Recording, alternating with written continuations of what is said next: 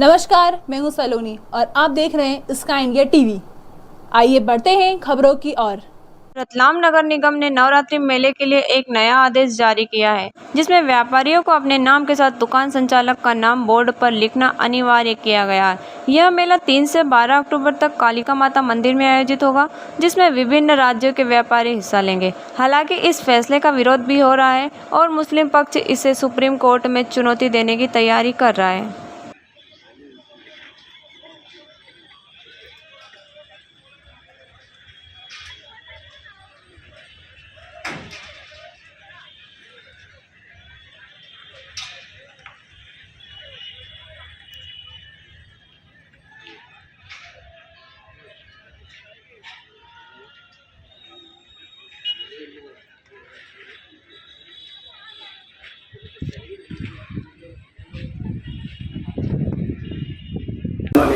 ये एक्चुअल में नगर निगम की राजस्व समिति ने ये निर्णय जारी किया कि जिस के नाम से दुकान आवंटित है वो अपना नाम दुकान के बाहर लगाए।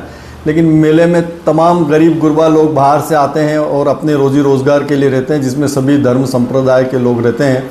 उनका बोर्ड लगाना और उनको आदेश देना, ये सुप्रीम कोर्ट ने जो योगी सरकार ने आदेश दिया था उसके खिलाफ है। सुप्रीम कोर्ट की अवमानना है। राजस्व समिति के जो लोग हैं, हमने उनको इस बारे में अवगत कराया, लेकिन उन्होंने इस पर ध्यान नहीं दिया। तो हमने इसको लेकर एक सुप्रीम कोर्ट में अवमानना याचिका दायर की है। जो अभी कुछ जो नगर निगम ने डॉक्यूमेंट्स हमें प्रमाणित प्रतिलिपि नहीं दी उनके आदेश की, वो हमने सूचना के अधिकार में मांगी है। जैसे ही हमें वो प्रतिलिपि मिलती है तो निगम की राजस्व समिति के खिलाफ हम अवमानना की याचिका सुप्रीम कोर्ट में प्रस्तुत कर देंगे।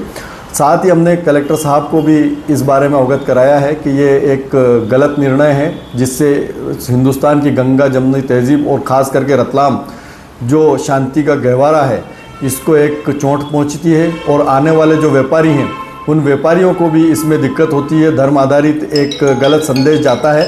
तो इसको लेकर हम लोगों ने कलेक्टर साहब को बताया है कि ये निगम प्रशासन को आप इस आदेश को रद्द करने की बात करें, और अगर ऐसा नहीं होता है और मेले में बोर्ड लगाने को लेकर या नाम लिखने को लेकर कोई विवाद उत्पन्न होता है तो उसकी समस्त जवाबदारी निगम प्रशासन की रहेगी।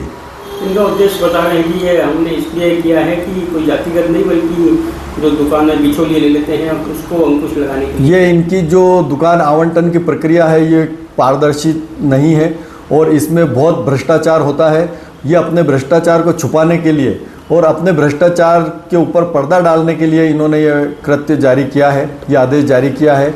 इसमें इनको पारदर्शिता से जो है दुकानें आवंटित करना चाहिए और जो दुकान ले उसका अपना नाम लिखा दे।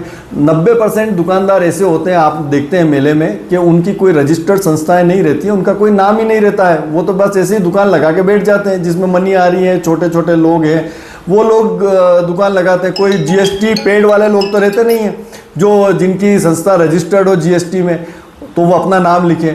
ये पहले अपने मिलने जुलने वालों को दुकानें आवंटित कर देते हैं और फिर उनसे ब्लैक में बेचारे गरीब लोगों को बिकवा देते हैं, और उसी पर पर्दा डालने के लिए इन्होंने ये आदेश जारी कर दिया। ये अपने कृत्य को छुपाने के लिए और अपनी भ्रष्टाचार को छुपाने के लिए इन्होंने पूरा ये काम किया है। सुप्रीम कोर्ट में हमने दायर की है याचिका, इनको जवाब देना भारी पड़ जाएगा। आपका नाम होता सैयद आसिफ अली काजी, शहर काजी रतलाम।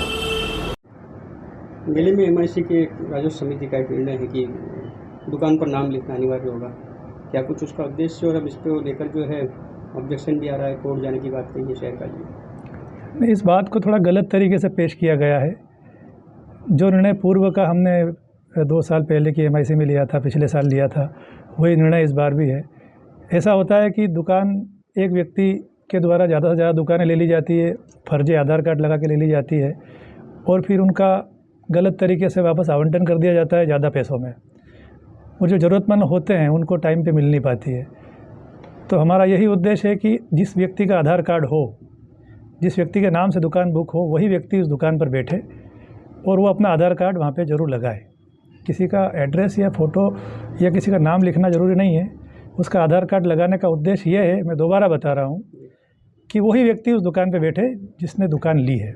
कोई उसका दुरुपयोग ना करे, उसको ब्लैक में 5,000 में लेकर 10,000 में ना बेचे किसी को, ये भ्रष्टाचार ना हो, उसको रोकने के लिए ये उद्देश्य है। यदि इसे जातिगत समीकरण से जोड़ा जा रहा है तो इसको लेकर क्या मैसेज देंगे? नहीं, इसको जातिगत समीकरण से जोड़ना भी नहीं चाहिए, ऐसा कोई हमारा उद्देश्य भी नहीं था।